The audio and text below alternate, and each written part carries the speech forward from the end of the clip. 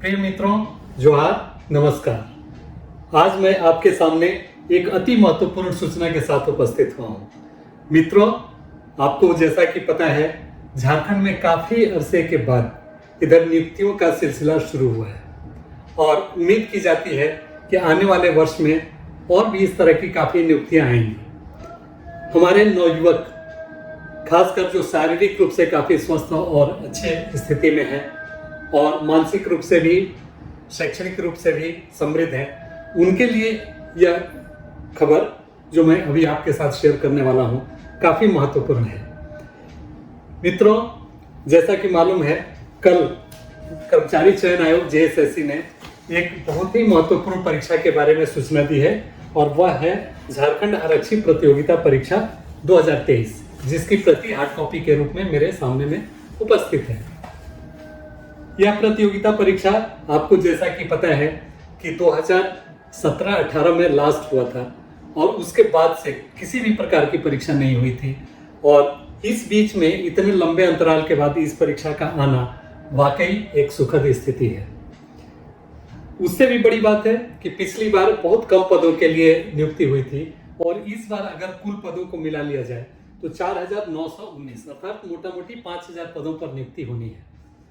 तो छात्रों, जैसा कि आपको मालूम है कि किसी भी पुलिस बल के ऊपर काफी बड़ी जिम्मेवारी होती है उस राज्य की कानून व्यवस्था संभालने की, और अगर आप इसमें चयनित होते हैं तो राज्य की कानून व्यवस्था में सक्रिय भूमिका निभाने की आपकी स्थिति होगी और आप इसके लिए अपने को धन्य समझेंगे।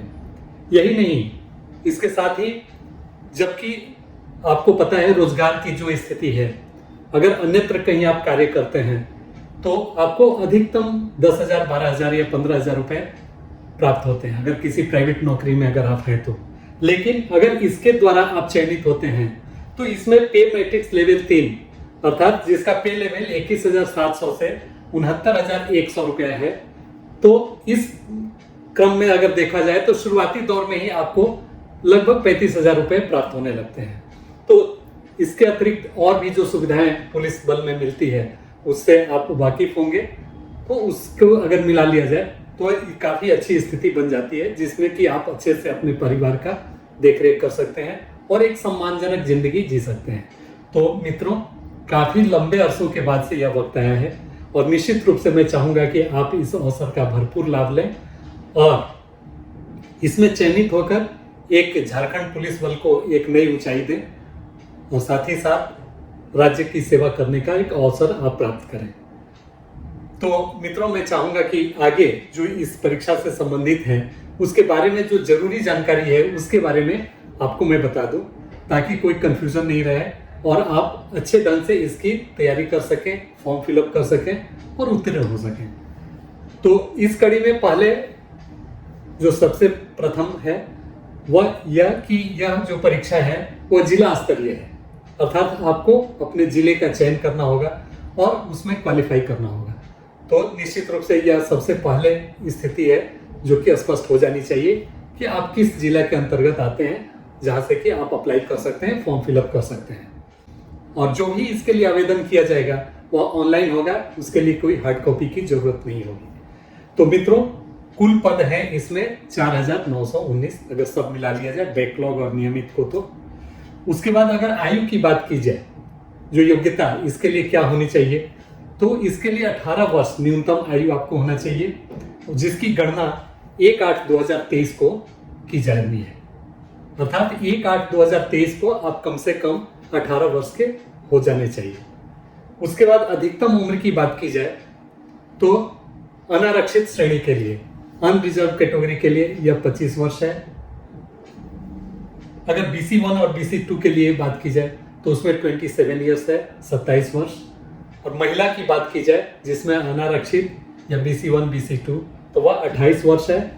और SC ST उम्मीदवारों के लिए महिला सहित 30 वर्ष की उम्र निर्धारित है। तो छात्रों, यह आप अगर इस कैटेगरी में आते हैं तो आप इस परीक्षा के बारे में सोच सकते हैं।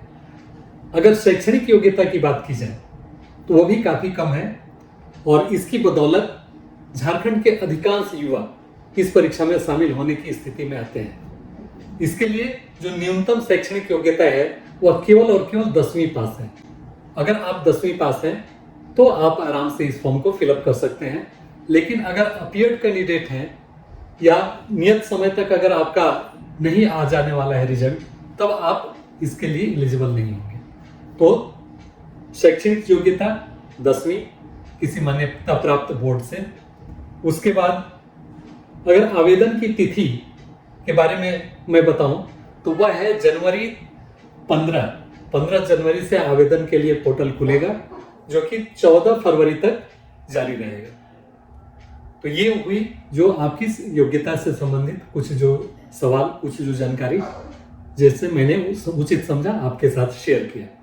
अब जो मोस्ट इंपॉर्टेंट पार्ट होता है वह है चयन प्रक्रिया, कि आखिर इस परीक्षा के लिए उम्मीदवारों का चयन किस प्रकार से होना है।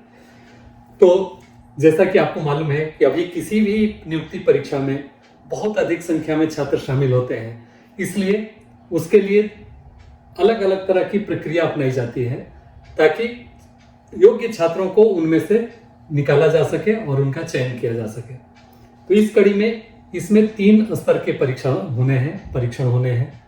पहला अगर कहा जाए तो शारीरिक क्षमता की परीक्षा, अर्थात उसके लिए दौड़ और आदि अन्य जो मानक हैं शारीरिक, वह होगी। उसके बाद चिकित्सीय परीक्षण, जिसमें आपकी मेडिकल टेस्ट की जाएगी कि आप फिजिकली पूरी तरह से फिट हैं। अगर इन दोनों में आप क्वालिफाई कर जाते हैं तब आपके लिए लिखित परीक्षा का आयोजन किया जाएगा। लिखित परीक्षा भी 2 पत्रों की होगी। पहला पत्र भाषा से संबंधित होगा, अर्थात जो आपकी भाषा होगी जिससे आप अध्ययन किए होंगे, उसमें बहुत सारे भाषा शामिल किए गए हैं और जिसमें भी आप कंफर्टेबल अपने को फील करें वो भाषा चुन सकते हैं, क्योंकि इसमें हिंदी, अंग्रेजी, संस्कृत, उर्दू, संथाली, बंगला, मुंडारी, हो, खड़िया, कुड़ुख, कुरमाली, खोरठा, नागपुरी, पंचपरगनिया, उड़िया, तो इतने सारे इसमें भाषा दिए हुए हैं। उसमें से कोई भी एक भाषा आप चूज कर सकते हैं। इसमें 100 प्रश्न होंगे और इसमें केवल और केवल आपको क्वालिफाई करना है। जितने भी प्रश्न होंगे सारे के सारे वस्तुनिष्ठ प्रकृति के होंगे और इसमें आपको 100 में उत्तीर्णांक, अर्थात आपको 30% न्यूनतम अंक प्राप्त करना है। तो ये हो गई प्रथम पत्र की बात। द्वितीय पत्र, जिसके आधार पर आपका मेरिट निर्धारित होगा, इस पर ज्यादा विशेष रूप से ध्यान देने की जरूरत है और यह देखने में सहज लगता है लेकिन उतना सहज है नहीं, क्योंकि इसमें 3 खंड होंगे। पहला खंड हिंदी भाषा का होगा। हिंदी भाषा में कुल 50 प्रश्न पूछे जाएंगे, जिसमें अनुच्छेद आधारित प्रश्न होंगे, व्याकरण से होंगे, वाक्यों को शुद्ध करने से होंगे, लोकोक्ति मुहावरे से होंगे। तो इस प्रकार इसमें सभी तरह के प्रश्न शामिल होंगे, लेकिन सारे के सारे वस्तुनिष्ठ प्रकृति के ही होंगे, जिसमें आपको टिक लगाना होगा, सही उत्तर की पहचान करनी होगी। प्रथम खंड हिंदी भाषा। दूसरा खंड है सामान्य ज्ञान से संबंधित। सामान्य ज्ञान से संबंधित सारे प्रश्न जो हो सकते हैं, जो यूजुअली जेएसएससी अपने सिलेबस में डाल रखा है, उनसे होंगे। उसमें झारखंड से संबंधित भी कुछ सामान्य ज्ञान के प्रश्न होंगे, साथ ही साथ समसामयिक विषयों पर भी होंगे। तो चूंकि इससे केवल और केवल 25 प्रश्न पूछे जाएंगे, तो स्वाभाविक है कि इसमें प्रश्नों की संख्या विभिन्न खंडों से बहुत अधिक नहीं होगी। 2-2, 3-3, 4-4 प्रश्न समूह से लेकिन जरूर पूछे जाएंगे। तो यह देखने में छोटा खंड है, लेकिन इसका विस्तार बहुत अधिक है, जिसको कि आपको काफी अच्छे से अध्ययन करने की आवश्यकता है, क्योंकि एक एक मार्क्स काफी उपयोगी होगा और आपके मेरिट निर्धारण में काम आएगा। तो दूसरा खंड, जैसा कि मैंने बताया, वह हुआ आपका सामान्य ज्ञान का। और तीसरा खंड जो कि 25 अंकों का होगा, वह है न्यूमेरिकल एबिलिटी, अर्थात अंक गणितीय क्षमता, जिसमें छोटे छोटे गणित के प्रश्न पूछे जाएंगे और वैसे प्रश्न रहेंगे इसमें जो कि आप 10th स्तर तक पढ़े हुए होंगे। बहुत कठिन इसमें प्रश्न नहीं होंगे, लेकिन हाँ, प्रैक्टिस की जरूरत इसमें जरूर होगी। और इस दृष्टिकोण से आपको इस खंड की काफी सजगता से तैयारी करनी होगी, ताकि इसमें कोई प्रश्न छूटे नहीं। इसमें ऐसा कोई प्रश्न नहीं हो सकता है जिसे आप बना ना सकें, अगर उचित ढंग से प्रैक्टिस करें तो मित्रों, इस प्रकार से यह 100 प्रश्नों का पत्र होगा। द्वितीय पत्र, हिंदी भाषा 50, उसके बाद सामान्य ज्ञान 25 फिर न्यूमेरिकल एबिलिटी 25। तो टोटल 50 और 50 100 अंक। और ये 100 अंकों 100 अंक नहीं, 100 प्रश्न, और प्रत्येक प्रश्न के लिए 3 अंक दिए जाएंगे। लेकिन शर्त यह है कि अगर गलत हो गया, सही उत्तर के लिए 3 अंक, लेकिन अगर आपके प्रश्न का उत्तर गलत हो गए तो उसके लिए 1 अंक काट लिया जाएगा। अर्थात अंक काटने की जो भारिता है वह काफी अधिक है।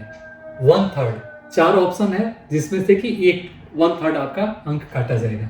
इस प्रकार से इसमें आपको गेस वर्क करने का जगह नहीं बचता है। आप अगर क्लियर हैं उत्तर में तभी आप उसमें चिन्ह मार्क करें, अदरवाइज उसको ब्लैंक छोड़ दें, अन्यथा आपके काफी अंक कट जाएंगे अगर आप गेस वर्क करके गलत क्वेश्चन का आंसर करके आते हैं परीक्षा हॉल में।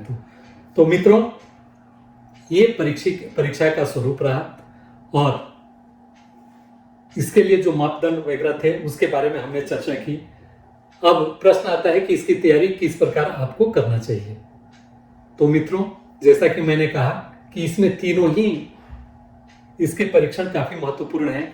वो शारीरिक दक्षता, चिकित्सीय जांच और लिखित परीक्षा। इसलिए इन तीनों पर ही आपको फोकस होना चाहिए।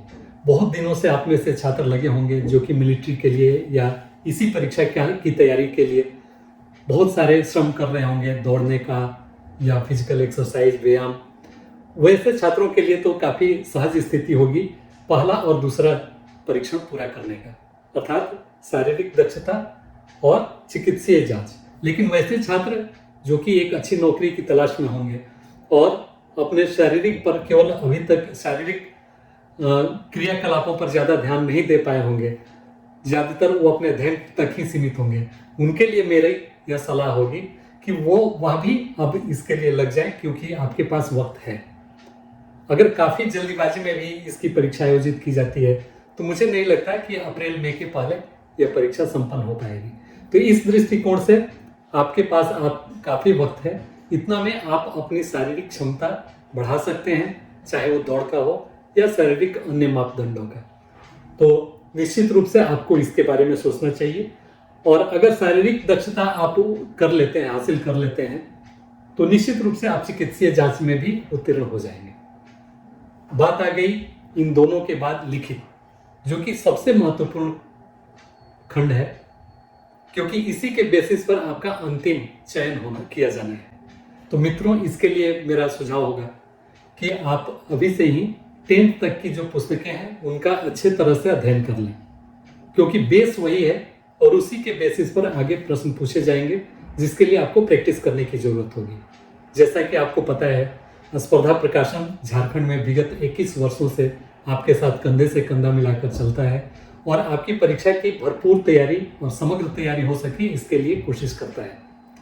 इस कड़ी में मैं आपको बता दूं अग्रिम रूप से कि स्पर्धा प्रकाशन इसके लिए भी अनेक पुस्तकें लाएगा, जिसमें कि प्रथम पत्र में हिंदी, कोठा, इन सारे विषयों के लिए प्रश्न पत्र मिल जाएंगे।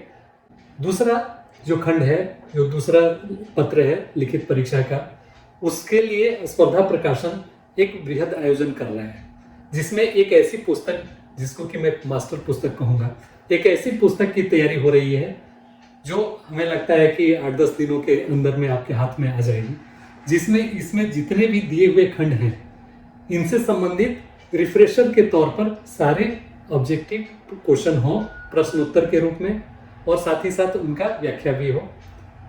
और इसके साथ साथ 30 मॉडल प्रैक्टिस सेट्स का एक बृहद संकलन इसमें इस पुस्तक में दिया जाएगा, ताकि अगर आप इन 30 टेस्ट पेपर्स का या प्रैक्टिस सेट्स का प्रैक्टिस कर लेते हैं तो आपके अंदर वह क्षमता हो जाती है या हो जाए जिससे कि आप परीक्षा में अच्छा कर सकें और उत्तीर्णता हासिल कर सकें। तो छात्रों, मैं आपसे पुनः आग्रह करूंगा कि वैसे छात्र जो हमारे चैनल से सब्सक्राइब नहीं है वह सब्सक्राइब करें, अपने दोस्तों को भी बताएं, और ताकि हम भी आपको समय समय पर जो भी परीक्षाएं आयोजित होती हैं उनके बारे में जानकारी दे सकें। उसके लिए जो पुस्तकें हम प्रकाशित करते हैं उसके बारे में आपको जानकारी दे सकें, ताकि अधिकाधिक लाभ आप सबों को उसका मिल सके। आपका स्नेह सदा से ही स्पर्धा प्रकाशन की पुस्तकों को मिलते रहा है, और आपसे यह भी अनुरोध होगा कि अगर उसमें आपको और सुधार की आवश्यकता दिखती है या और ज़्यादा कंटेंट की ज़रूरत होती है, उसके बारे में भी हमारे कमेंट बॉक्स में ज़रूर आप मेंशन करेंगे, ताकि हम उसके अनुरूप पुस्तकों का निर्माण कर सकें। मित्रों, समसामयिक प्रश्नों के लिए स्पर्धा प्रकाशन ने एक बहुत अच्छी पहल की है, सैटरडे वीकली न्यूज़ के रूप में, जिसमें जो छात्र नहीं पढ़ पाते हैं अखबार नियमित रूप से, उनके लिए हम हमेशा एक वीक का जो भी परीक्षोपयोगी तथ्य होता है उसका संकलन देते हैं और साथ ही साथ उससे संबंधित वस्तुनिष्ठ प्रश्न भी देते हैं।